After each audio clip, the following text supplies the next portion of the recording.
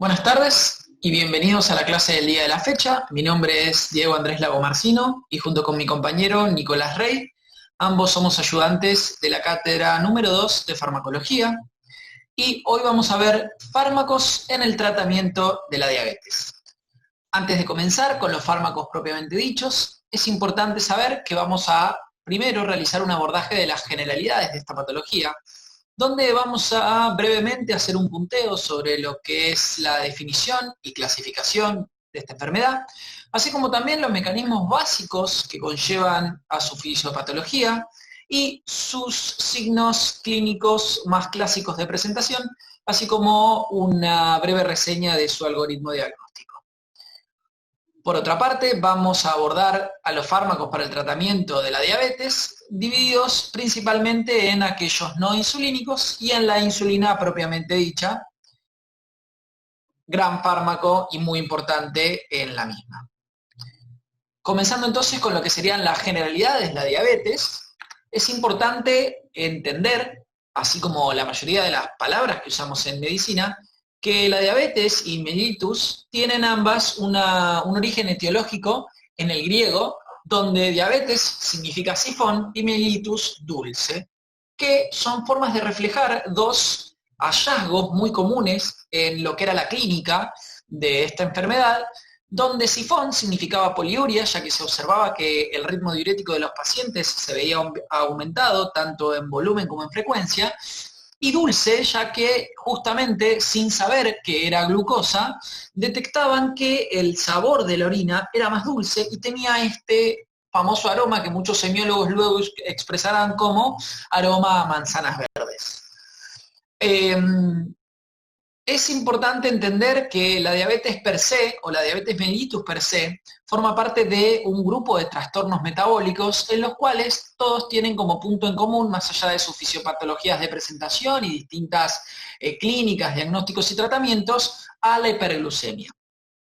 A la hiperglucemia que puede ser llevada adelante o puede ser producida a partir de diversos mecanismos, dentro de los cuales hay dos que son los principales, que justamente según cuál es el que se produce, se diferenciarán distintas clasificaciones de la diabetes.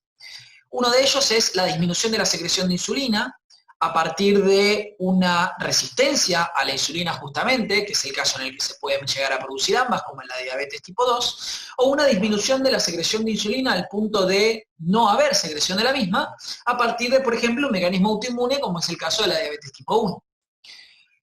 También es de mucha importancia entender que esta hiperglucemia es la principal causante del daño que se produce en el organismo con el desarrollo crónico de esta patología de manera descontrolada, sobre todo afectando y transformándose en la principal causa de insuficiencia renal crónica en adultos a través de su afectación de nefropatía diabética, en la principal causa de ceguera en adultos a través de lo que es la retinopatía diabética, la maculopatía que produce, y por último, la principal causa de amputaciones no traumáticas en adultos a partir obviamente de lo que es la afectación de la microvasculatura periférica, de la microinervación de los miembros, sobre todo de los pies, produciendo de esa manera una desensibilización y una pérdida de funcionalidad de los mismos, generando una falta de sensibilidad periférica que lleva luego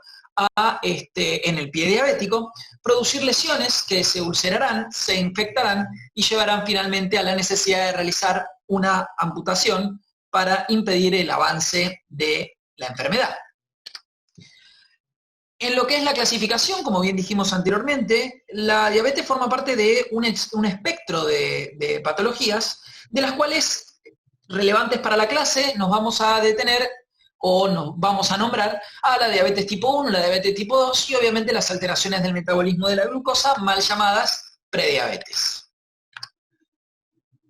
Esta clasificación de diabetes en tipo 1 y tipo 2 tiene una razón de ser no tanto en relación a su punto de encuentro final, que es la hiperglucemia, sino más que nada en lo que tiene que ver con su estudio a través de no solamente la clínica, sino a través de su mecanismo fisiopatológico diferenciado y además de su presentación en rangos etarios diferentes.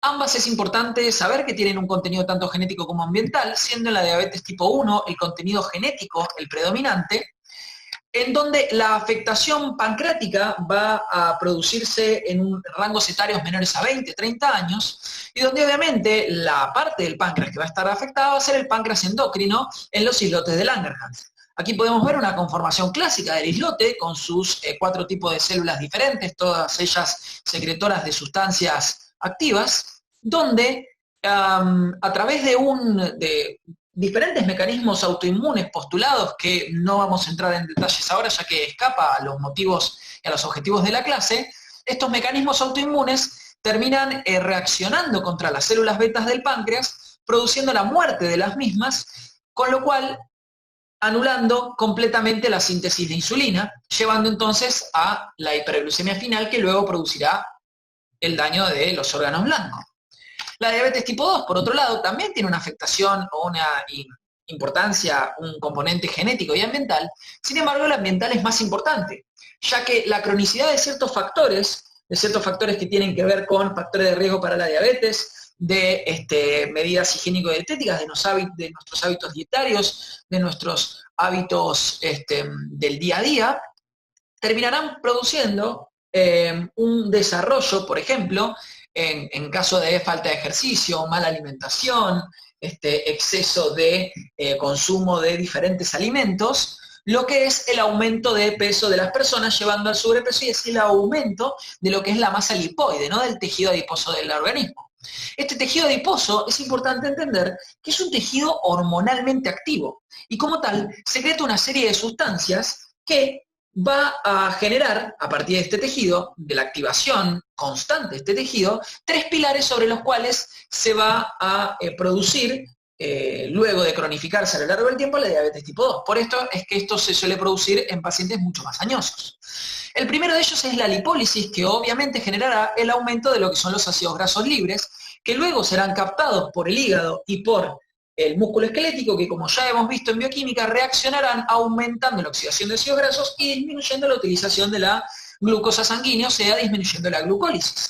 A su vez, en su parte más hormonalmente activa, el tejido adiposo produce diferentes adiposinas, como por ejemplo la resistina, el PAI-1 y la lectina, así como también se produce una disminución de la adiponectina, que junto con el estado proinflamatorio casi constante y crónico que se produce en los pacientes que tienen mucho tejido lipídico activo, y a través de la secretación del TNF-alfa por el mismo, todos estos nos van a llevar a, indefectiblemente, producir en diferentes organismos del cuerpo lo que se denomina resistencia a la insulina. Esta resistencia a la insulina obviamente llevará a que lo que en un momento era una secreción de insulina normal, que mantenía una glucemia normal, a tener que sobreadaptarse aumentando la producción de insulina, llevando entonces a lo que se denomina el estadio de la intolerancia oral a la glucosa, mal llamado prediabetes, que finalmente ante una falta de suficiente respuesta y un aumento progresivo de la resistencia a la insulina, se verá disminuida la producción a partir del envejecimiento y la imposibilidad de continuar funcionando de las células beta, con lo cual la insulina comenzará a estar disminuida y quedará instaurada la diabetes mellitus propiamente dicha. En cuanto a la clínica y el diagnóstico, únicamente como para abordarlo de manera muy sencilla y pragmática, está la regla mnemotécnica clásica que ya deben conocer de las 4P, en donde la polidipsia tiene que ver con el consumo excesivo de líquidos, que es simplemente la respuesta del organismo a entender que su cuerpo necesita líquidos, ya que por lo que tiene que ver con las características de rastro osmótico que tiene la glucosa, esta al ser filtrada de su condición hiperglucémica en sangre a través de los riñones y luego ser eliminada en la orina, esto produce un arrastre del agua libre impidiendo que ésta se reabsorba, con lo cual el organismo pierde líquido, no puede retenerlo y manda señales para que ingiera más cantidad de este. Algo similar es lo que sucede con la polisfagia.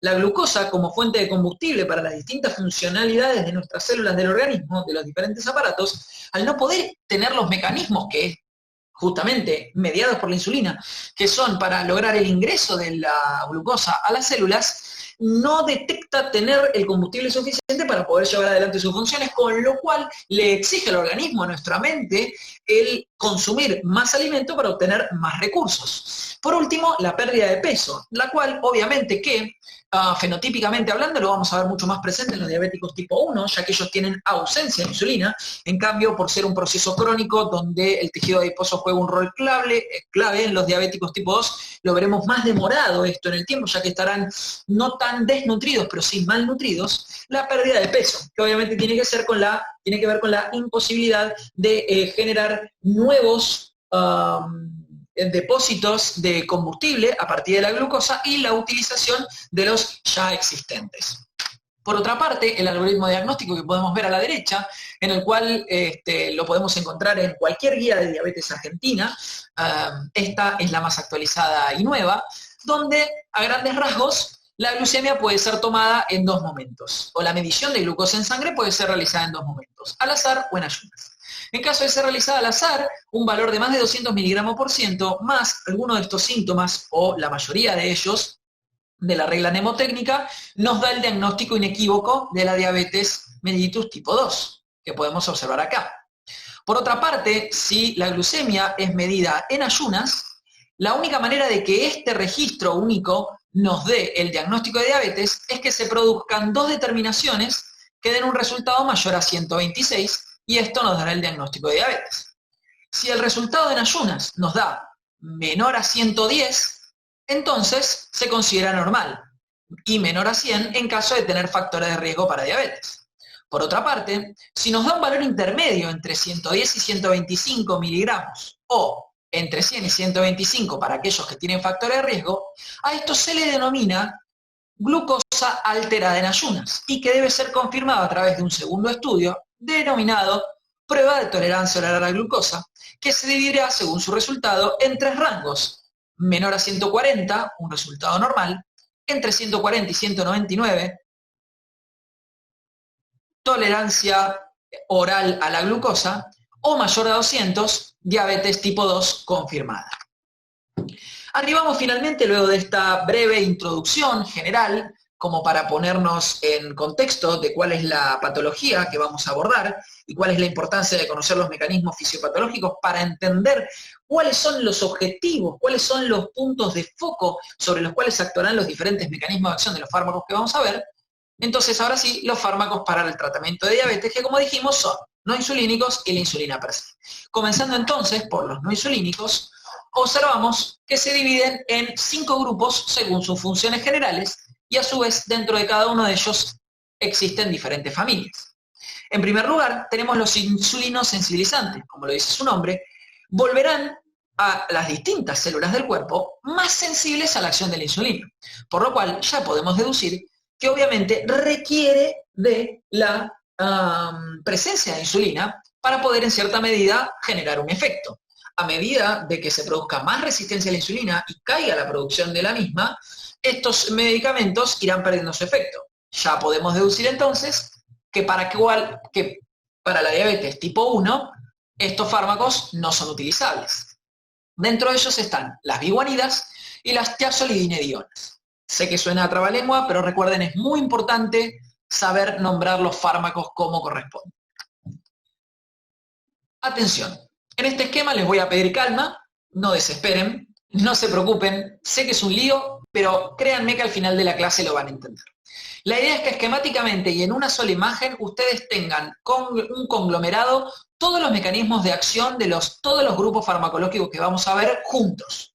Estos son esquemas de representaciones de células de diferentes órganos, con diferentes hormonas, con diferentes proteínas, con diferentes enzimas y sus mecanismos de acción, de manera esquemática y rápidamente presentada. Lo que les quiero mostrar es que esto está dividido por colores para que sea mucho más fácil de reconocer y de estudiar. A la izquierda podemos ver cómo todos aquellos que están de color verde son justamente los insulinos sensibilizantes, donde tenemos en la parte superior a las TZD o tiazolidinedionas, y en la parte de abajo, en lo que representaría una célula hepática, a la metformina, que va a ser por excelencia nuestra biguanida.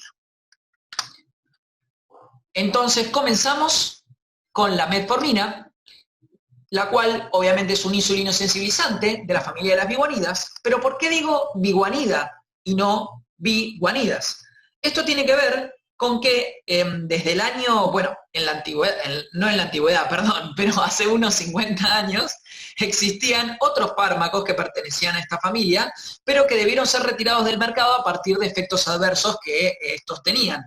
Entre ellas, por ejemplo, la fenformina o la buformina tenían como efecto adverso muy frecuente a la acidosis láctica, que como ya vamos a ver, la metformina no está exenta de tenerlo como efecto adverso, pero sí en muchísima menor frecuencia.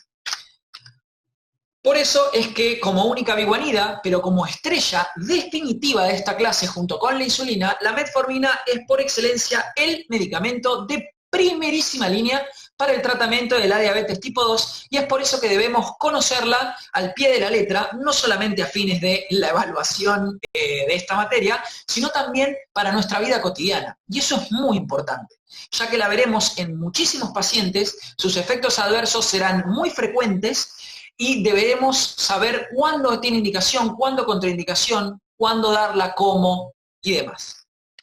La metformina entonces, abordando lo que es su mecanismo de acción, ocurre principalmente a nivel del hígado en los hepatocitos, donde, como podemos ver en esta imagen de la mitocondria, la metformina lo que hace es inhibir el complejo 1 de la cadena respiratoria, suprimiendo la producción de ATP, disminuyendo lo que es el ATP y aumentando el AMP, el cual, como consecuencia, estimulará, ¿sí?, a la sinasa de proteínas dependientes de AMP, que es el AMPK, que podemos ver acá, que producirá dos cambios metabólicos distintos.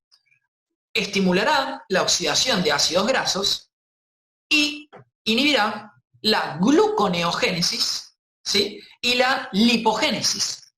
Todo esto nos llevará a una disminución de peso que sin duda es uno de los efectos anti-hiperglucemiantes que justamente queremos llevar adelante con la metformina, ¿sí? Recuerden que al tener disminución, ¿sí?, de la lipogénesis y aumento de la oxidación de ácidos grasos, disminuimos el ácido del tejido lipídico total, disminuyendo este estado proinflamatorio que habíamos hablado, característico, disminuyendo todo lo que son las secreciones de sustancias hormonalmente activas por parte del tejido y contrarrestando la acción lipolítica que se produce en estos tejidos. A su vez, al inhibir la gluconeogénesis, más allá de ya tener mucha glucosa circulante, no produzco más, ¿sí?, siendo obviamente el hígado el principal órgano gluconeogénico. Bien, este mecanismo de acción es muy importante que se lo acuerde, léanlo, repásenlo,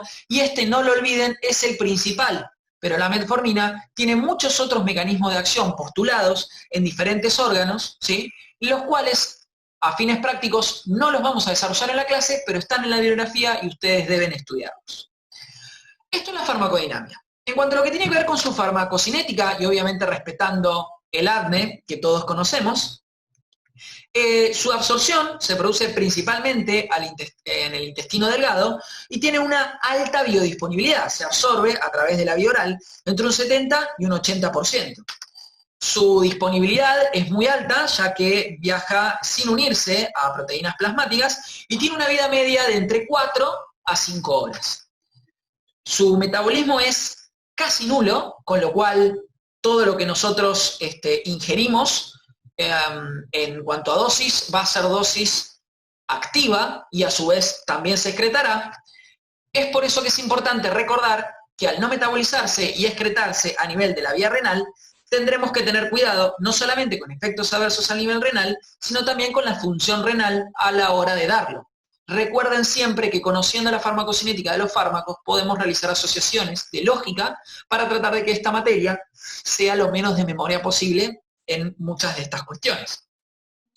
No olvidar que esta es la primera línea y primera elección en diabetes tipo 2. Solo por muy pocas razones hay contraindicación y por muy pocas razones una persona que la recibía debe dejar de hacerlo.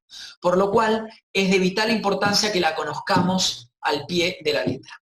Siguiendo entonces con el desarrollo, como efectos adversos tenemos Como principales, por su grado de frecuencia, hasta un 25%, todos los que tienen que ver a nivel gastrointestinal, que tiene lógica. Al llegar toda su administración de manera activa a lo que es su sitio de absorción, dependiendo del grado de absorción y de la funcionalidad de nuestro tracto gastrointestinal, es que tendremos más o menos de estos, dentro de los cuales podemos nombrar náuseas, indigestión, calambres, inflamación abdominal, diarrea o incluso combinaciones de estos.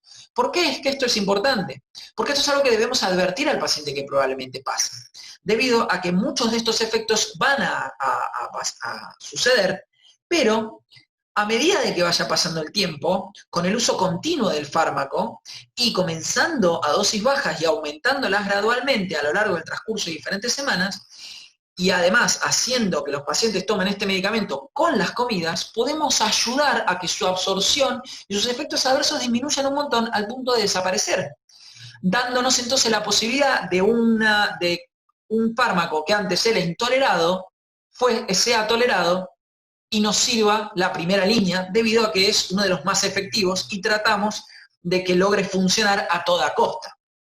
Por otra parte, también se produce una reducción importante, entre el 20 al 30% de los niveles de vitamina B2 en sangre, debido a que altera la absorción de los mismos, con lo cual es importante que los pacientes que lo reciben crónicamente sean monitoreados de vez en cuando con dosajes de esta vitamina, y mucho menos frecuente, pero sí muy grave, acidosis láctica. Con lo cual, no es algo para preocuparnos, pero ¿en qué situaciones se les ocurre que podría producirse un aumento de la incidencia de este efecto adverso? Por supuesto, como habíamos visto anteriormente, con el lugar de su excreción, el cual es el riñón. Por lo que en pacientes que tengan enfermedad renal y disminuida su tasa de filtración, vamos a tener que prestar especial atención a si lo vamos a administrar o no, y de administrarlo a la posibilidad de desarrollar acidosis láctica. Como contraindicación, son pocas, pero son muy importantes. La mayoría suelen ser enfermedades crónicas graves y que realmente estén muy presentadas. Enfermedad pulmonar grave sería una de ellas. Enfermedad hepática extrema, ¿sí? Embarazo, falla cardíaca descompensada, o sea, insuficiencia cardíaca congestiva descompensada, y alcoholismo crónico, que obviamente tiene que ver con la enfermedad pulmonar grave o la falla hepática, ¿verdad?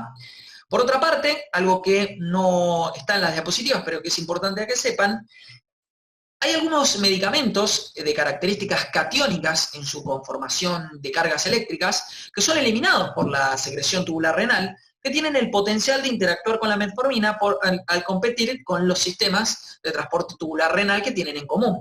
Por eso es que es recomendable ajustar el uso de metformina en los pacientes que toman fármacos catiónicos, como por nombrar algunos que se pueden utilizar normalmente, furosemida y nifedipina, ¿sí? Que son fármacos que obviamente verán en próximos años en farmacología 2.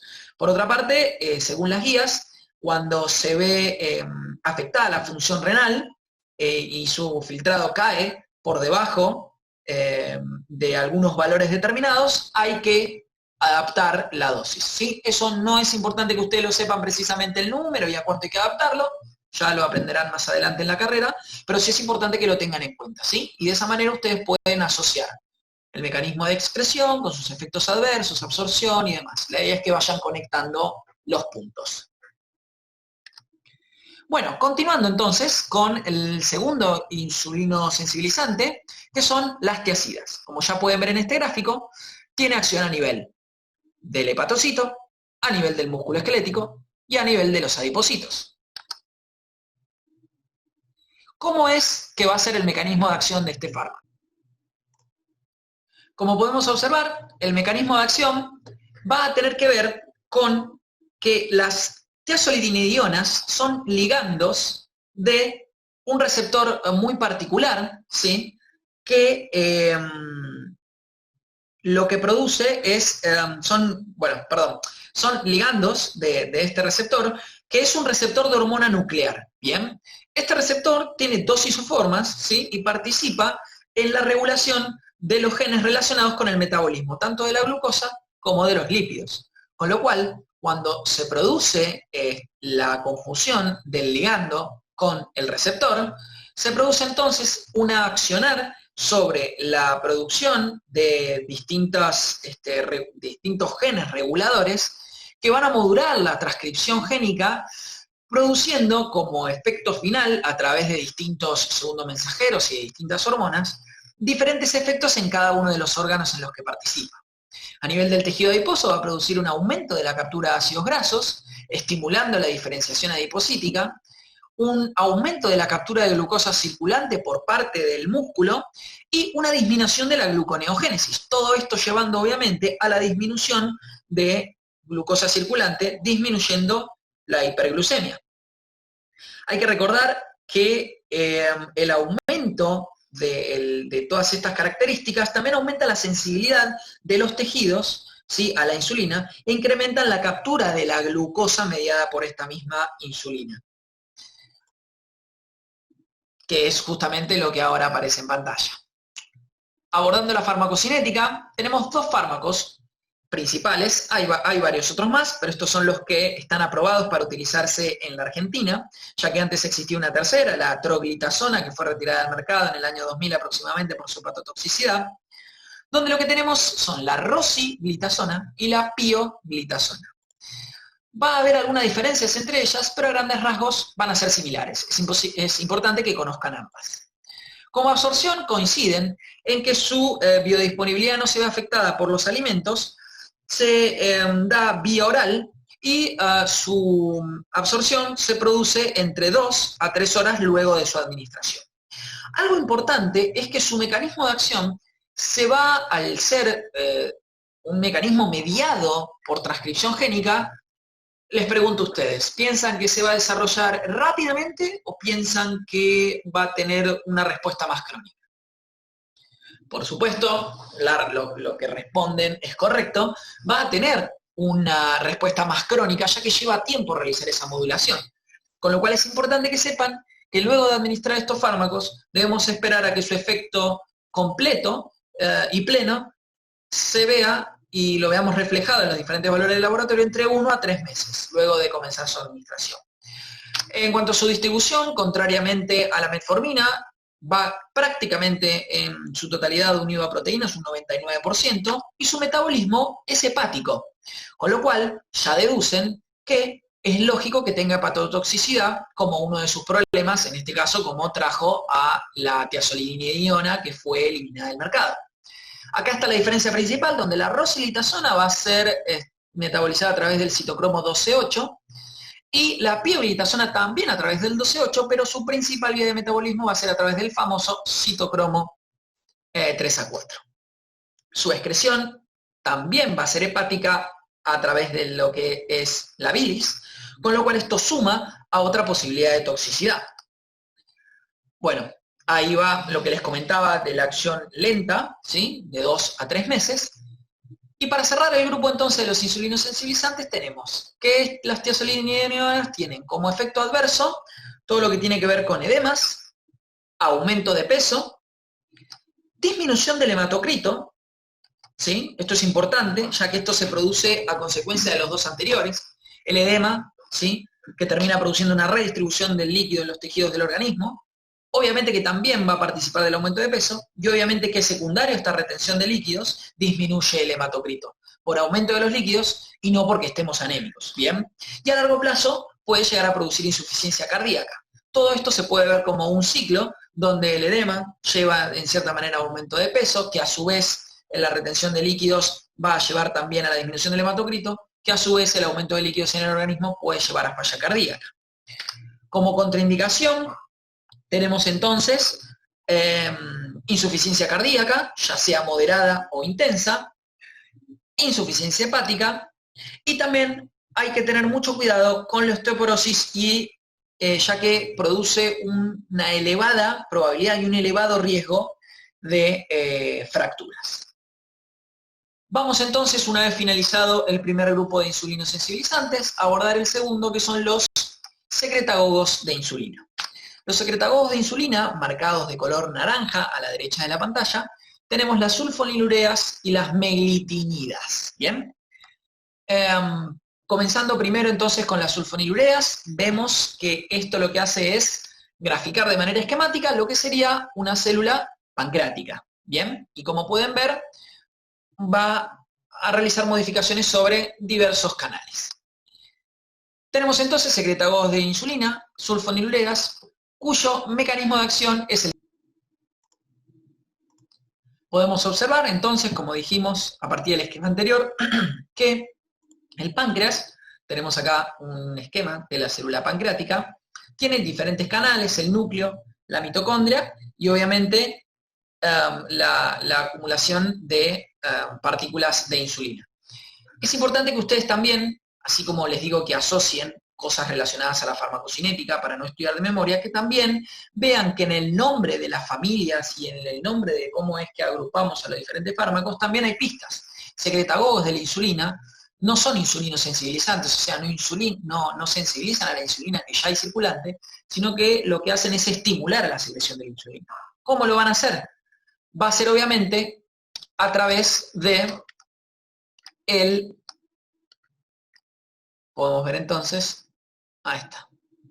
Esto lo que está mostrando es cómo sería el mecanismo natural de liberación de la insulina. Vamos a volver algunas animaciones para atrás, donde a través del canal GLUT2 se produce el ingreso de la glucosa que va a servir para la glucólisis, que luego de metabolizarse a través de la mitocondria y de lo que es la fosforilación oxidativa, nos va a producir finalmente ATP, el cual inhibirá lo que es la bomba de potasio sensible al ATP. Esta bomba de potasio que bombea el protón hacia afuera, se va a ver inhibida, y esto va a estimular a lo que son los canales dependientes de calcio, generando el ingreso de calcio, que a su vez estimulará entonces la liberación de insulina, como vemos con la fusión de las membranas donde se encuentran los depósitos de insulina. Ahora bien, ¿qué pasa cuando nosotros justamente utilizamos una sulfonilurea? La sulfonilurea lo que hace es estimular de manera exógena la inhibición de ese canal de potasio sensible al ATP. Esto lo va a hacer a través de la unión de un sitio específico del canal de ATP, del canal de potasio sensible a ATP, que se denomina complejo sur, ¿bien? De las células beta del páncreas, inhibiendo entonces su actividad. Con lo cual, otra vez se vuelve a producir lo mismo. Esto estimula a los canales de calcio, generando entonces la unión de lo que es las membranas de los depósitos de insulina y de las membranas exógenas para producir entonces la secreción de las mismas. Las sulfonilureas se van a clasificar en primera generación y segunda generación. Y según eso van a variar su farmacocinética. La primera generación prácticamente ya no utilizadas, pero importante que ustedes las sepan nombrar y las conozcan a fines académicos, la clorpropamida y la tolbutamida, y en la segunda generación, que ya la deben haber escuchado nombrar mucho más, la glibenclamida, glipizida, glicazida y glimepirida. Ojo, son confusas, se parecen mucho en su nombre, estudienlas. Su absorción es la primera que se va a ver disminuida con los alimentos, también todas vía oral, recuérdenlo. Tienen todas una alta unión a proteínas y su metabolismo va a ser primariamente hepático, así como su excreción va a ser renal. Con lo cual, ahora ya vemos que hay una combinación de la familia de fármacos anteriores en cuanto a sus características. Lo importante de estas generaciones, más allá de que las primeras no son tan utilizadas, es su duración de acción. En la primera familia, la mayoría duraba entre 24 a 72 horas, en cambio en la segunda generación, según cuál, duran diferentes. La glibenclamida 12 a 24, la glimepirida 24, la glipizida 12 a 18 y la gliclazida 6 a 24. Con lo cual esto va a ser muy importante a la hora de cuál vamos a elegir según cuál es la respuesta que nosotros pretendamos buscar en el organismo y según la circunstancia del paciente, ya que cada paciente debería recibir un tratamiento individualizado. Como efectos adversos, las sulfonilureas van a tener principalmente los riesgos de hipoglucemia, y esto es muy importante y quiero que lo recuerden para la vida médica en general. Así como yo les dije que la metformina la tenían que saber de pe a pa, es muy importante que recuerden que en cualquier tratamiento de una patología que produce hiperglucemia a la cabeza, la diabetes, es mucho más peligroso la hipoglucemia que la hiperglucemia en cualquier persona y mucho más en los adultos, ¿sí? Con lo cual hay que tener mucho cuidado con los fármacos que de darse en exceso o en momentos desmedidos o a dosis desmedidas o en malas combinaciones produzcan hipoglucemia, ¿sí? En este caso las sulfonilureas lo tienen como efecto adverso, por eso no es para nada recomendada en los ancianos, sobre todo en los gerontes. A su vez, puede producir un efecto de aumento de peso, siempre todo lo que es gastrointestinal, no solamente por su sitio de absorción, sino también por su metabolismo, que iba a ser hepático, con náuseas y vómitos, así como también ictericia colestásica, ¿sí? Ahí tienen una imagen de un prurito. Y ya como efectos adversos mucho menos comunes, pueden producir agranulocitosis, que es muy grave, sí, muy grave, pero ya les digo, una incidencia menor al 1%, y anemia plástica o hemolítica. Por otra parte, no hay que olvidarse de las reacciones de hipersensibilidad, ¿sí? Pero, como les digo, todo esto en un conjunto mucho menor. Lo más importante en este caso es la hipoglucemia, ¿sí? Y en frecuencia los gastrointestinales. Finalmente, para terminar con las sulfonilureas, sus contraindicaciones van a ser, obviamente, lo que tiene que ver con toxicidad hepática, insuficiencia renal por su vía de excreción, embarazo y lactancia, muy importante, ya que las anteriores tenían contraindicadas, por ejemplo, en el caso de la metformina, el embarazo, pero no la lactancia, ¿sí? Y la diabetes tipo 1, ¿sí? Ya que en este caso, obviamente, ¿qué insulina vamos a ayudar a que se secrete si no existe insulina en nuestro organismo? Bien, pasando entonces al segundo grupo de los secretagogos, las meglitinidas, ¿sí? Donde el mecanismo de acción va a ser exactamente similar. Va a generar el cierre de los canales, ¿sí? Y estimular entonces la secreción de insulina. Bien, obviamente lo va a hacer mediante un mecanismo distinto, se va a unir a otro sitio del canal, distinto al complejo sur, el cual se desconoce. Bien, lo importante es que existen dos principales, que son la repaglinida y la nateglinida, las cuales van a tener diferentes características, pero en sí van a ser bastante similares. Son derivados de la porción no sulfonílica de la glibenclamida, ¿sí? Y básicamente la idea de estos fármacos es que fueron creados y diseñados como una mejora de las sulfonilureas. Su absorción va a ser vía oral a nivel gastrointestinal, muy buena dándolo antes de las comidas. Va a tener una rápida absorción de darlo de esta manera, con una vida media menor a 1 hora, ¿sí? Por eso sirve muchísimo para disminuir el pico de glucemia postprandial y es clave entonces que se dé antes de las comidas, ¿sí? Su distribución es a través de una alta unión a proteínas y su metabolismo, así como también veíamos en las familias anteriores que se dividían según qué citocromos, acá es muy similar. En la repaglinida va a ser el 100% a través del 3A4 y en la nateglinida un 70% a través del 12-9 y un 30% a través del 3A4. Su método de excreción va a ser distinto y por eso su preponderancia de efectos adversos y contraindicaciones también van a ser distintas, donde la repaglinida se excreta a nivel hepático a través de las heces y la nateglinida va a ser a través de los riñones, donde un 20% lo va a hacer sin metabolizar, lo cual también va a darle mayor probabilidad de toxicidad. Y como efectos adversos tenemos la nateglinida, ambas hipoglucemia, pero la nateglinida mucho más, aumento de peso ambas, y obviamente las contraindicaciones, afectación hepática debido a su metabolismo, y obviamente diabetes tipo 1, al igual que como vimos con el fármaco anterior, no tiene razón de ser su utilización en relación a su fisiopatología. Por último, y para dar terminada la primera parte de esta clase, antes de cederle el lugar a mi compañero, tenemos el tercer grupo, que es los que producen la disminución de absorción de glucosa, ¿sí? Disminución de absorción de glucosa, que son los inhibidores de la alfa-glucosidasa. ¿Bien? Como vemos en el esquema entonces, los inhibidores de la alfa-glucosidasa van a tener una afectación a nivel gastrointestinal, ¿sí? Más específicamente a nivel de lo que sería el duodeno, comenzando el intestino delgado, ¿sí? sobre lo que sería la zona más superficial de la célula, ¿no? Sobre el borde apical del mismo. Entonces, como vemos acá, el mecanismo de acción de los inhibidores de la alfa-glucosidasa logran su mecanismo de acción, ¿sí?, a través de reducir la absorción intestinal de almidón, dextrina, disacáridos, ¿sí?, al inhibir justamente a nivel del duodeno y el intestino delgado lo que es la alfa-glucosinada en el borde del cepillo intestinal, ¿sí?, en el borde apical de las células que conforman la pared intestinal. Estos fármacos, ¿sí?, como podemos ver entonces, mediando, en la animación anterior, perdón, mediando justamente lo que sería el metabolismo de los componentes de estos diferentes alimentos, ahí observamos a la glucosa, se produce la internalización de la misma.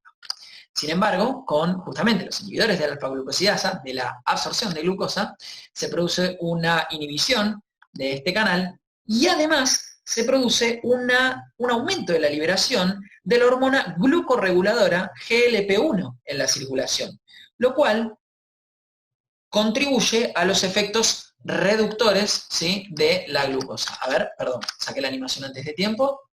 Ahí está, muy bien, en circulación desde ya.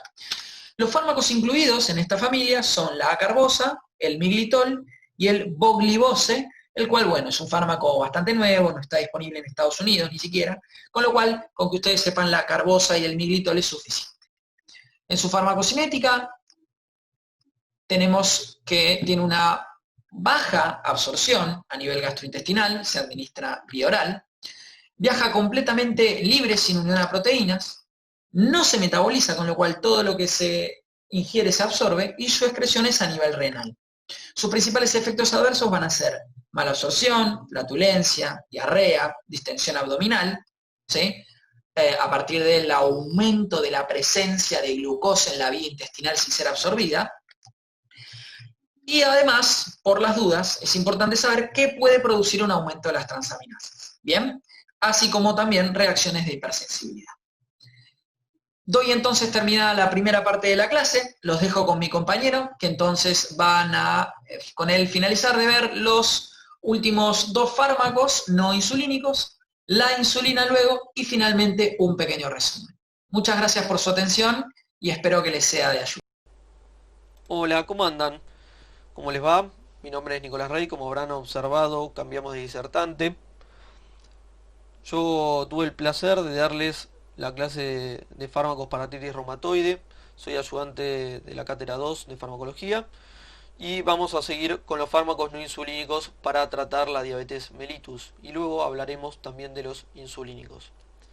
Siguiendo con el tema, vamos a hablar de los fármacos que tienen efecto incretina o incretino miméticos, que son los agonistas del receptor de GLP-1 y los inhibidores de la DPP-4.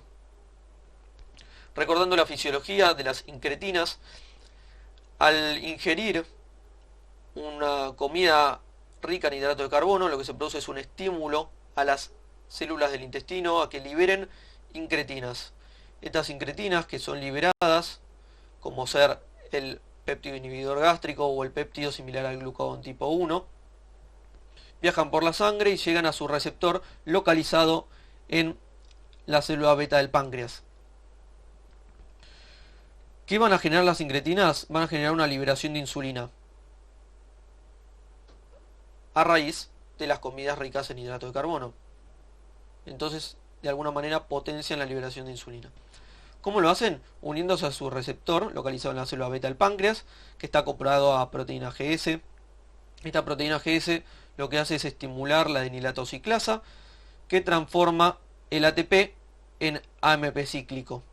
Y a su vez, el AMP cíclico, segundo mensajero, estimula la proteína quinasa A, que produce una cascada de fosforilaciones y desfosforilaciones, que lleva a activación e inactivación enzimáticas, que llevan a dos cosas. Por un lado, que se estimule directamente la liberación de insulina, y por otro lado, llevan a un bloqueo del canal de potasio sensible a ATP, que lleva a una despolarización celular, una apertura de los canales de calcio voltaje dependientes entra calcio y genera el estímulo para la liberación de insulina.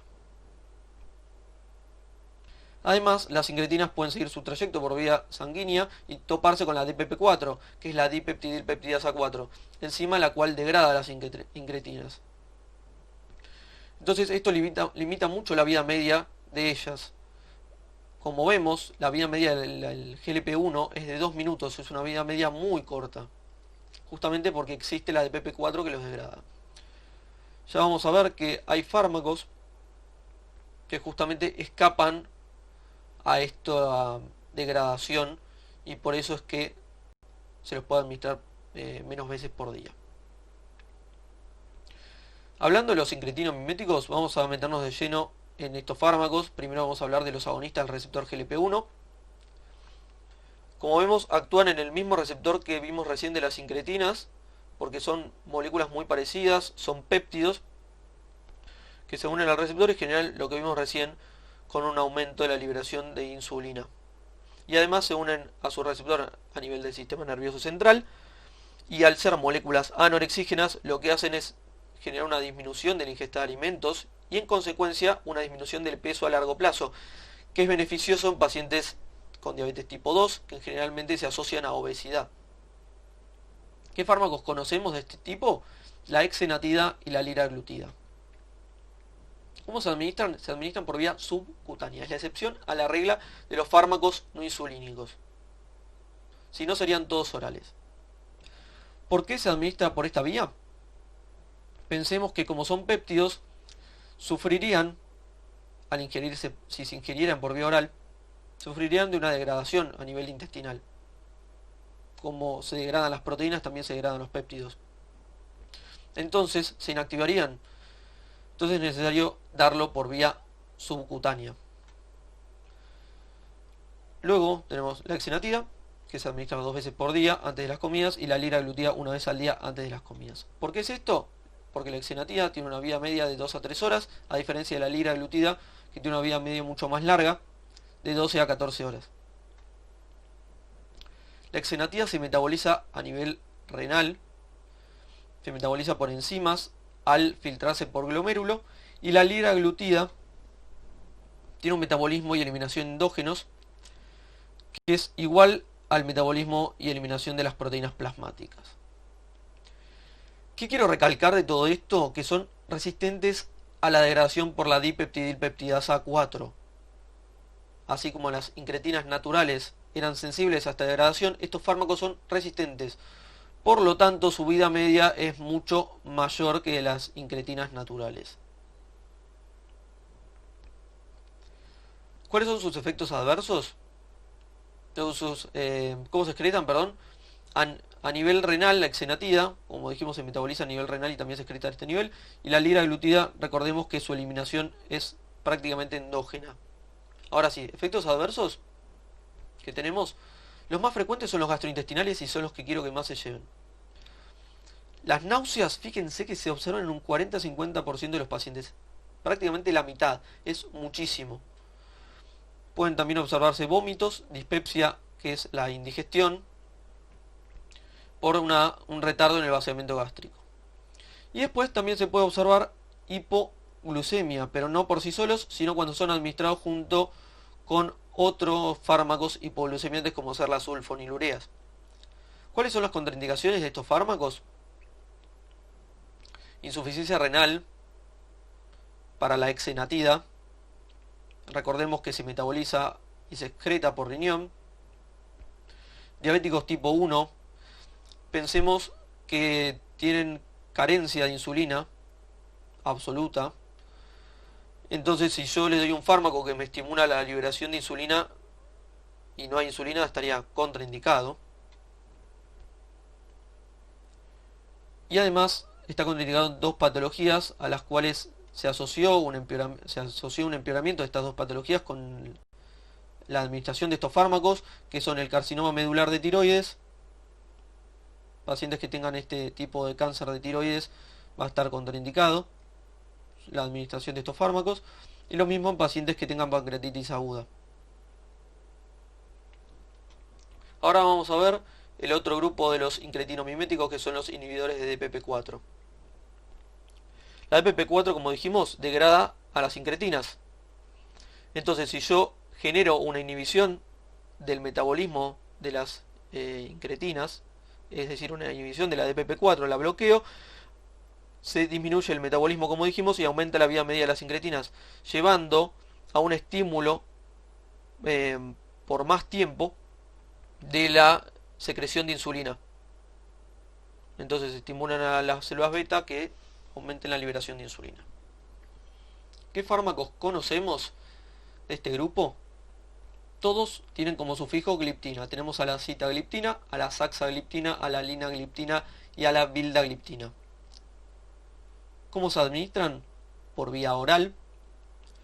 Su duración de acción es mayor a 12 horas, por lo tanto no solamente nos serviría para disminuir el pico de glucemia postprandial y el control de la glucemia después de las comidas, sino que también nos ayudaría al control de la glucemia en ayunas, por su larga duración de acción. Tiene una baja unión a proteínas plasmáticas, excepto la linagliptina. Su metabolismo es prácticamente nulo, excepto de la saxagliptina, que se metaboliza a nivel hepático por el CYP3A4, que es importante tener en cuenta para las interacciones. Y se excreta a nivel renal, todos excepto la linagliptina, que lo hace a nivel biliar. ¿Cuáles son sus efectos adversos? Son fármacos que son muy bien tolerados. Prácticamente no se reportaron efectos adversos con estos fármacos. Y con respecto a sus contraindicaciones, lo mismo que vivimos antes en diabéticos tipo 1, debido a que hay ausencia de insulina, y este fármaco aumentaría indirectamente la liberación de insulina. La insuficiencia renal terminal en pacientes que estén en diálisis, y la insuficiencia hepática grave. Por último, dentro de los fármacos no insulínicos, vamos a ver los glucosúricos, que son los inhibidores de SGLT2. ¿Por qué glucosúricos? Porque aumentan la excreción de glucosa por orina. Vemos que aquí actúan a nivel del riñón. Acá vemos el riñón, un esquema. Se amplifica este esquema y lo que se ve es una célula del túbulo contorneo proximal, donde su polo vasolateral está en contacto con la sangre y su polo apical está en contacto con la orina.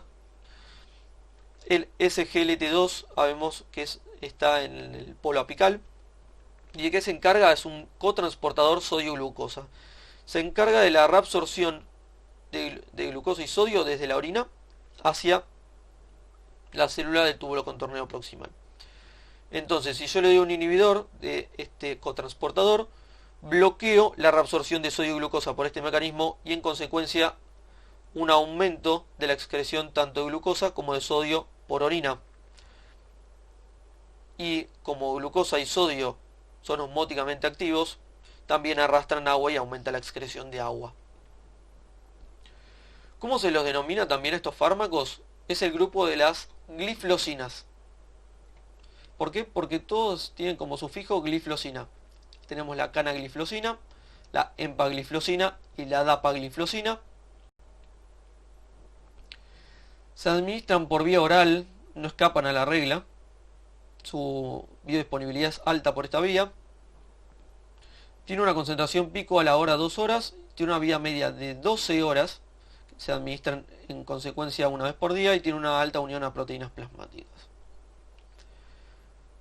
¿Cómo es su metabolismo? A nivel hepático. Tiene un alto metabolismo, en alto porcentaje, por glucuronidación.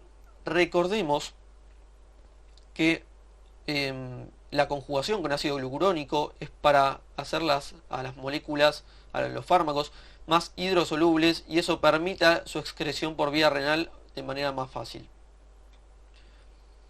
Y entonces, en consecuencia, se excretan por vía renal los metabolitos glucuronizados y además el fármaco activo, en menor proporción.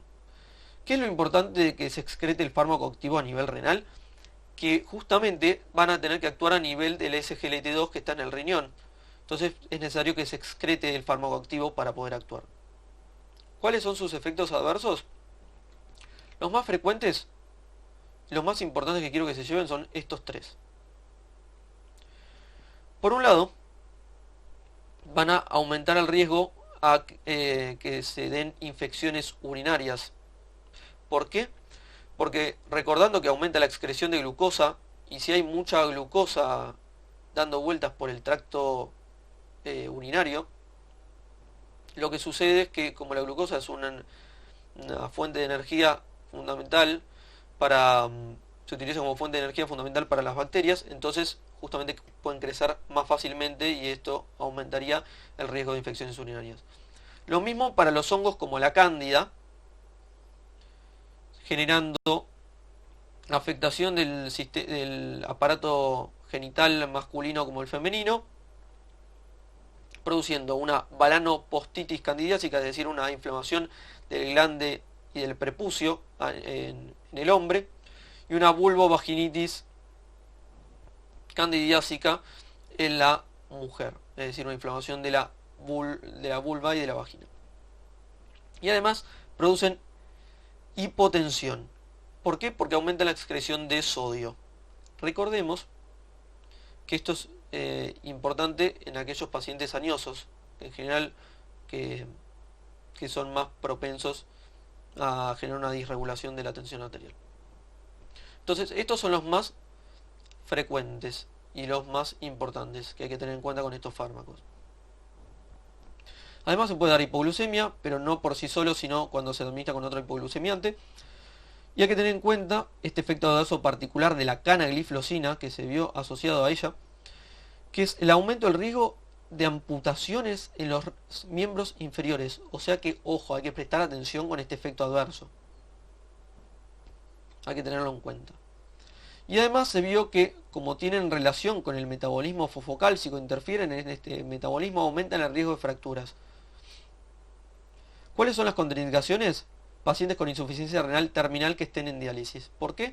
Porque no solamente los fármacos y los metabolitos se excretan a nivel renal, sino que también el fármaco actúa a nivel renal. Entonces, eso explica por qué está contraindicado en estos pacientes.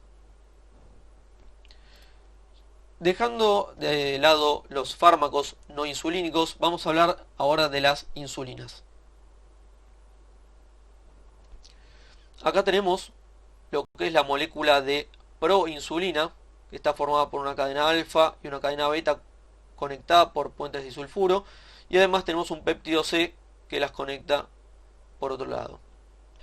Ese péptido C se escinde y esa proinsulina se transforma en insulina. ¿Cómo actúa la insulina? Fíjense que acá tenemos la célula blanco de la insulina, que pueden ser un gran porcentaje de células del organismo. Acá tenemos este receptor que es bastante particular, que es un receptor que tiene asociada actividad intrínseca de tirosina quinasa, este receptor de insulina, y está formado por dos subunidades alfa que van a recibir a la insulina, son las que contactan con la insulina, y dos subunidades beta que son transmembrana, que son las que tienen actividad tirosina quinasa intrínseca. Ahora bien, cuando la insulina no está unida, las subunidades alfa inhiben la actividad tirosina quinasa de las subunidades beta. Pero una vez que la insulina se une, esta inhibición se pierde y recupera la actividad tirosina quinasa de las subunidades beta. Eso lleva a una transfosforilación de una subunidad beta a la otra de los residuos de tirosina que están en esta subunidad. Entonces, al fosforilarse los residuos de tirosina, atraen a sustratos que van a fosforilarse y van a generar una cascada de fosforilaciones y desfosforilaciones con activación e inactivación enzimáticas. Y estas activación e inactivación enzimáticas llegan a que los efectores produzcan varias cosas o estimulen varias cosas. Por un lado, estimula la translocación de GLUT4 a la membrana de la célula. Recordemos que GLUT4 es un transportador de glucosa que permite la entrada de glucosa a la célula y que es fundamentalmente dependiente de insulina. Y además se encuentra sobre todo en tejido adiposo y en tejido muscular esquelético. Y al producirse la entrada de glucosa, de esta manera disminuyendo también la glucemia, la glucosa puede ir a distintas vías metabólicas, que también son estimuladas por los efectores de la cascada que genera la insulina. pueden ir a la glucólisis, pueden ir a la glucogenogénesis y a la vía de las pentosas, o mismo glucogenogénesis como dijimos recién. Se estimula también la síntesis proteica por los efectores, y también se estimula la lipogénesis por los mismos efectores. ¿Qué es la conclusión de todo esto? Que la insulina es una hormona no solamente anabólica, sino que también es hipoglucemiante. Es anabólica e hipoglucemiante. ¿Por qué es hipoglucemiante? Porque justamente lo que hace es captar más glucosa por la célula. Aumenta la captación de glucosa. Aumenta el almacenamiento de glucosa como glucógeno y además aumenta la utilización de glucosa por las células. Y es anabólica porque genera síntesis de genera lipogénesis y genera síntesis proteica y además glucogenogénesis. Acá vamos a ver las acciones farmacológicas de la insulina. Hay acciones que va a estimular y otras que va a inhibir. Las que estimula a nivel hepático, como ya recordarán de fisiología, estimula la glucogenogénesis y la glucólisis. A nivel muscular, estimula la captación de glucosa por los GLUT4, la glucogenogénesis y la síntesis proteica, y a nivel del tejido adiposo va a estimular la captación de glucosa por los GLUT4 y la lipogénesis. En cambio, las acciones que va a inhibir son, a nivel hepático, la gluconeogénesis y la glucogenólisis. Entonces, de esta manera serían anti-hiperglucemiantes, además de hipoglucemiantes, la insulina. A nivel del tejido muscular, catabolismo proteico, lo inhiben. Y además inhiben la lipólisis, es decir, inhiben estas cosas, ¿sí? Estas funciones. Y recordando, es una hormona proteica anabólica. Esto hay que tenerlo en cuenta, que es sumamente importante. Con respecto a la clasificación y la farmacocinética de las insulinas, lo importante de esto es que se van a clasificar en cuanto a la duración de su acción. En acción ultra rápida, en acción rápida, en acción intermedia y en acción prolongada. En los libros lo van a poder encontrar la de acción ultra rápida y la rápida en conjunto como de acción rápida, y también la de acción intermedia y prolongada en conjunto como de acción prolongada. La verdad que me parece más útil poder clasificarlas de esta manera. Por eso elegí esta clasificación. La función que van a tener las de acción ultra rápida es la de acción rápida en comparación con la de acción intermedia y la de acción prolongada van a ser completamente diferentes. La de acción ultra rápida y la de acción rápida van a tener como funcionalidad, al tener una acción rápida justamente, es disminuir o evitar que se dé el pico de glucemia postprandial, es decir, luego de las comidas. Es decir, yo la voy a administrar conjunto con las comidas para evitar que se dé ese pico de glucemia y controlar la glucemia luego de las comidas. En cambio, la de acción intermedia y la de acción prolongada me sirven como insulina basal. ¿Qué significa esto? Significa que me sirven para mantener niveles de insulina basales parecidos a los fisiológicos y controlar la glucemia a lo largo de todo el día y mantenerla dentro de los márgenes de la normalidad, dentro del rango normal. Vamos a ver que la de acción ultra rápida van a ser todos análogos de insulina. ¿Qué significa esto? La insulina es una molécula proteica que está formada por aminoácidos. A los análogos justamente lo que se hace es cambiarles algunos aminoácidos por otros y de esa manera se logran análogos de insulina. En el caso de la aspartica, como se ve acá, es porque se le da ácido aspartico, forma parte de la estructura del ácido aspartico. La lispro es lisina, que forma parte de su estructura, y prolina, que también forma parte de su estructura, y la glulicina por ácido glutámico o glutamato y lisina, que forman parte de su estructura. Dentro de la acción rápida tenemos a la regular o corriente, que es una insulina humana. Dentro de la acción intermedia tenemos a otra insulina humana, que es la NPH, y dentro de acción prolongada tenemos de vuelta análogos, igual que teníamos en las de acción ultra rápida, que son la glargina, la detemir y la degludec. ¿Cómo se administran las insulinas? Se administran por vía cutánea. Sumamente importante que recuerden este concepto, debido a que son hormonas proteicas. Como son proteínas, se van a degradar a nivel digestivo si uno las administrara por vía oral. Entonces, justamente por eso, para evitar esa degradación y en consecuencia que se inactiven, se les da por vía subcutánea. Todas las insulinas, todas. Y además, lo que tiene en particular la de acción rápida es que se puede administrar por vía intramuscular y por vía intravenosa. Por vía intramuscular es muy dolorosa y generalmente se evita la aplicación mediante esta vía. La vía intravenosa se utiliza para urgencias y emergencias. Con respecto al inicio de acción, la de acción ultra rápida y la de acción rápida tiene un inicio de acción justamente como dice su nombre, rápidos. La acción ultra rápida es porque todavía tiene un inicio de acción mucho más rápido que la de acción rápida. A los 15 minutos de haberla administrado. Entonces la voy a administrar 15 minutos antes de las comidas para lograr que llegue a su inicio de acción cuando nosotros estamos comiendo. Y la de acción rápida, como tiene un inicio de acción a los 30 minutos, la voy a administrar 30-40 minutos antes de las comidas.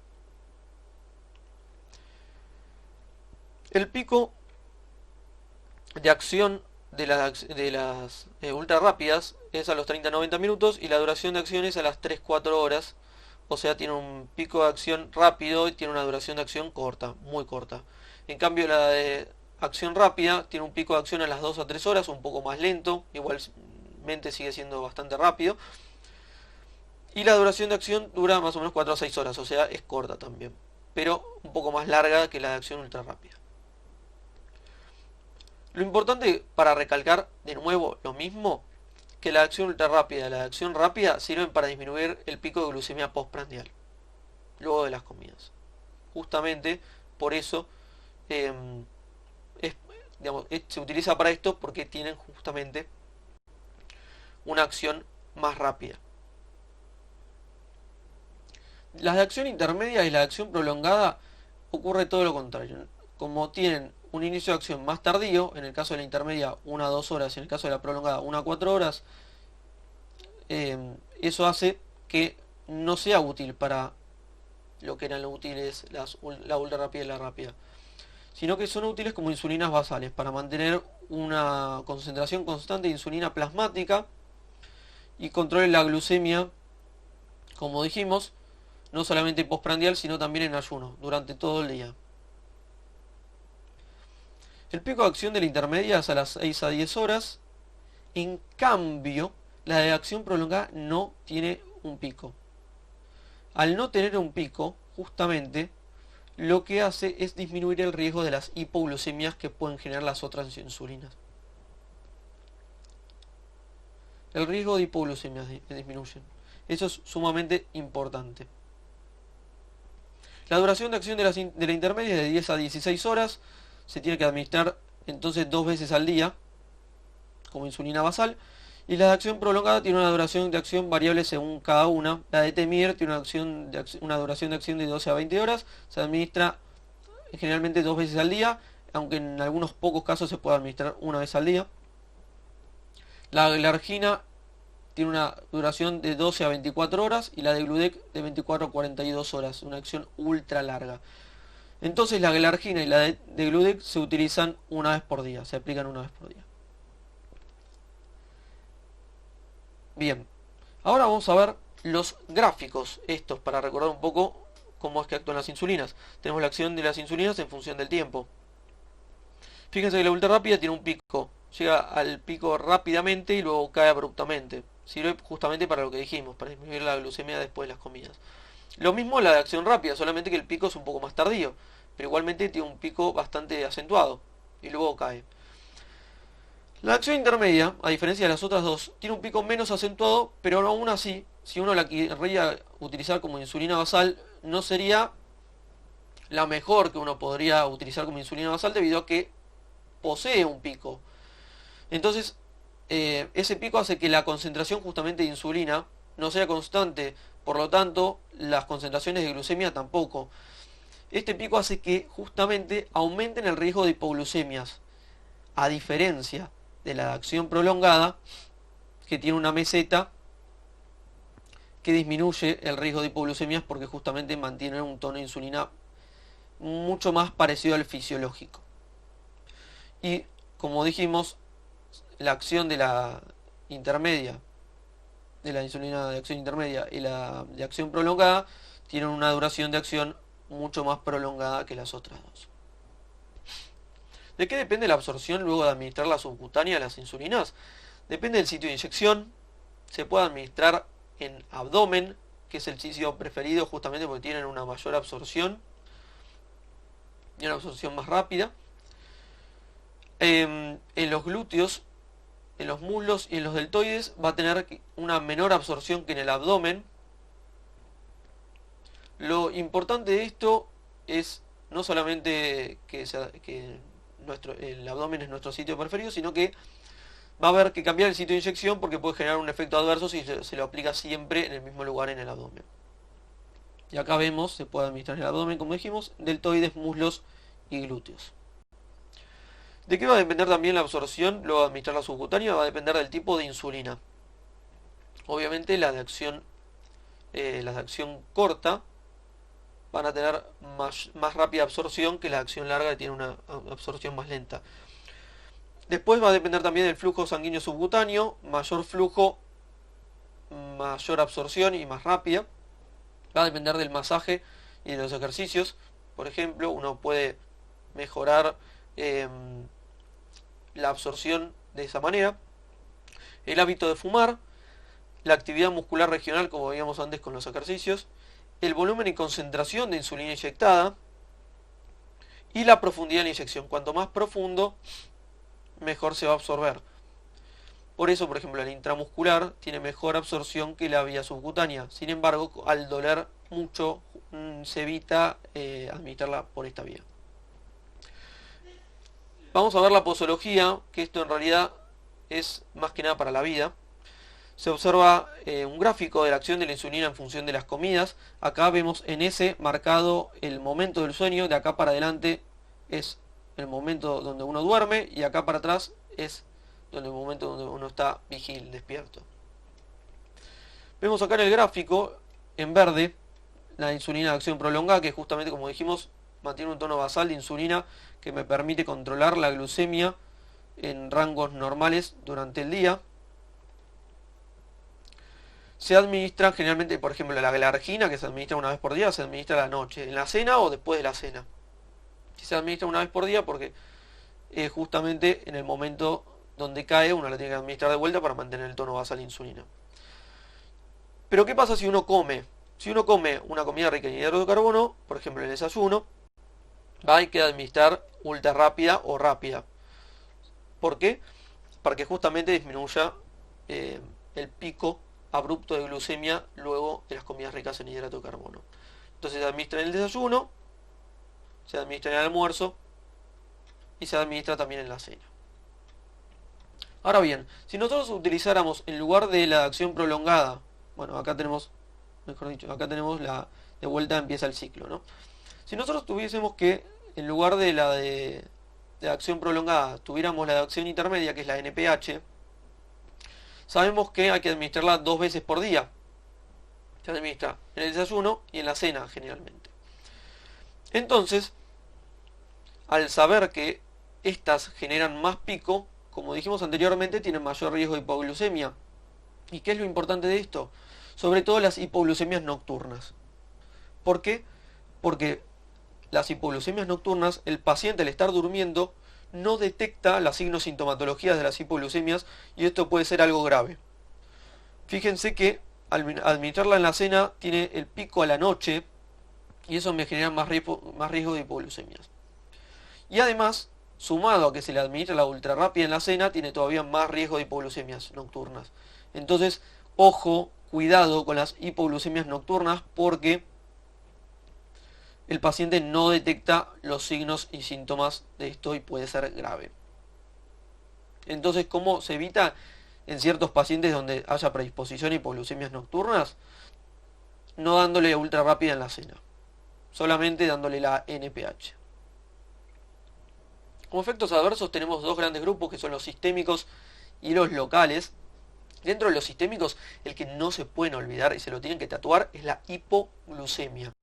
Esto se lo tienen que grabar, tatuar, lo que sea, lo tienen que saber, sumamente importante. Pensemos que es una hormona hipoglucemiante por excelencia la insulina. Puede producir un aumento de peso, recordemos que es lipogénica, es una hormona anabólica. Puede producir hipocalemia, sobre todo en pacientes que estén descompensados, que estén con cetoacidosis diabética, que en general ya de por sí pueden llegar a tener hipocalemia por la descompensación. Y eso lleva a que cuando uno le administra insulina baja todavía más el potasio, porque la insulina, como ya sabemos y lo habremos visto en fisiología, estimula la bomba sodio-potasio ATPasa, entonces te mete más potasio dentro de la célula, te genera más hipocalemia y la hipocalemia puede llevar a arritmias realmente muy graves. Esto, para que sepan, para la vida, siempre hay que controlar el potasio en pacientes con cetoacidosis diabética cuando se les va a administrar insulina. Después puede dar edema insulínico, que en general es transitorio, dado por una retención de sodio y agua, que no es de gran importancia. Edema es retención de líquidos y hinchazón de los miembros inferiores, por ejemplo. Y también puede dar reacciones alérgicas de hipersensibilidad, sobre todo alérgicas, hipersensibilidad tipo 1. Pero son poco frecuentes. Son poco frecuentes, la verdad que no se ven mucho, y pueden ser tanto sistémicas como locales. Y como efectos adversos locales, lo característico es la lipodistrofia. ¿Qué es la lipodistrofia? Puede ser lipoatrofia, como vemos acá en la foto, que es decir, atrofia del tejido adiposo. Esto se veía más que nada con las insulinas antiguas. O también puede ser la lipohipertrofia, es la hipertrofia del tejido adiposo, que es lo que se ve más ahora con las insulinas actuales, que está dado justamente por la acción intrínseca de la insulina, que es lipogénica.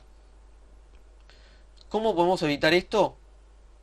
Justamente rotando el sitio de aplicación de la insulina. Entonces se rota el sitio de administración, no siempre hay que administrarlo en el mismo lugar, siempre hay que ir rotando para evitar estos efectos adversos. Otros efectos adversos a nivel local se pueden dar son los abscesos, que son acumulaciones de pus infectadas por bacterias de la piel y están dadas por una mala higiene. ¿Y cómo se evita esto? Justamente con una buena higiene. Los usos de la insulina, la verdad que de esto lo que quiero que se lleven es que es sí o sí el tratamiento esencial de elección en pacientes que padezcan de diabetes tipo 1. Porque tienen ausencia de insulina, son insulino requirientes, requieren de insulina, entonces es el único fármaco que se debería utilizar es la insulina. Los otros fármacos que vimos no se utilizan. Con respecto a la diabetes mellitus tipo 2, se le va a indicar en pacientes en los cuales tienen falla del tratamiento con los fármacos vistos anteriormente. Y se puede utilizar también en las complicaciones agudas de la diabetes mellitus, como pueden ser la cetoacidosis diabética, el síndrome hiperglucémico hipoosmolar no cetósico. Y en estos casos se utiliza por vía intravenosa, porque son urgencias. Y después tenemos la diabetes mellitus gestacional, en la cual también se puede utilizar insulina. Acá lo que vamos a ver, este aparatito es un glucómetro, lo que va a medir es la glucemia. ¿Y cómo lo va a hacer? Nosotros le vamos a colocar una tira reactiva al aparato y lo que tenemos que poner es una gota de sangre. ¿Cómo le ponemos la gota de sangre? Con esta lanceta que se ve acá, se pincha el dedo, sale sangre capilar y esto se coloca en la tira reactiva. Y el aparatito, el glucómetro, va a detectar la glucemia. En este caso 116 para un paciente que padece de diabetes tipo 1, en este caso está muy bien. Y acá tenemos la insulina. Esta insulina, fíjense que, como se observa, la aguja es descartable, así también como su contenido de insulina dentro de la lapicera. Y fíjense la aguja, es más o menos de 4 milímetros, es muy cortita. Piensen que es subcutánea. Y acá lo que se puede observar es que la insulina que se está inyectando, que se va a inyectar, es la aspártica, que es una de las insulinas que hablamos que era ultra rápida.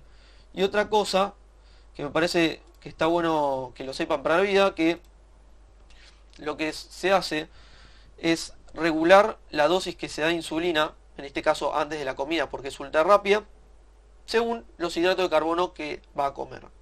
Y según sea la cantidad de hidratos de carbono que va a comer, es la insulina que se va a administrar, la dosis. Y acá lo que se observa es la aplicación en el muslo. Fíjense que es una lapicera, entonces lo que se hace es pulsar con el dedo pulgar un botón para que salga la insulina, para inyectarla. Por último, lo que vamos a ver es el algoritmo de tratamiento de diabetes mellitus tipo 2, que en realidad lo que quiero que se lleven de acá es qué es lo primero que nos preguntamos acá. ¿Hay contraindicaciones para metformina? Esa es la primera pregunta. ¿Por qué nos preguntamos esto? Porque justamente, salvo que haya contraindicaciones, siempre se va a utilizar metformina. Es el fármaco de primera línea en los pacientes que padecen de diabetes tipo 2. Si está contraindicado, se utilizan otros fármacos. Pero siempre que se pueda, se va a utilizar metformina. Eso se lo tienen que grabar. Es súper importante que sepan metformina. Y además, cuando vamos a utilizar otros fármacos, cuando la metformina no sea bien tolerada. Es decir, que el paciente no la tenga contraindicada, pero la empiece a tomar, no, digamos, que tenga muchos efectos adversos, no la tolere y se tengan que utilizar otros fármacos en consecuencia. Se puede utilizar en monoterapia, se puede utilizar en terapia dual, en el caso de que haya fracasado el tratamiento con monoterapia. Se puede utilizar en triple terapia, en caso de que no haya resultado efectivo el tratamiento con terapia dual, y se puede utilizar como última instancia la terapia inyectable combinada. Fíjense que en todas estas, tanto en la monoterapia, terapia dual, terapia triple y terapia inyectable combinada, está presente la metformina. Fíjense que la metformina, lo marco en rojo, está en todos lados. Y por último, lo que quería recalcarles es, como bien les dije, la insulina, olvídense de estas dos, pero la insulina generalmente se va a utilizar en la terapia inyectable combinada, sí o sí, que es en última instancia cuando fracasaron el resto de los tratamientos. Bueno, damos por finalizada la clase de hoy. Acá tienen la bibliografía. Esperamos que se haya entendido, que lo hayan aprovechado, que les haya gustado y sobre todo esperamos haberles dejado algo, no solamente con lo que respecta a la materia, sino también para la vida y más de una patología tan prevalente y tan importante como es la diabetes mellitus. Cualquier duda, consulta, crítica, lo que sea, nos mandan un mail. Siempre vienen bien las críticas para ir mejorando. Así que nos despedimos, muchísimas gracias, que tengan una gran semana y les mando un abrazo, les mandamos un abrazo gigante.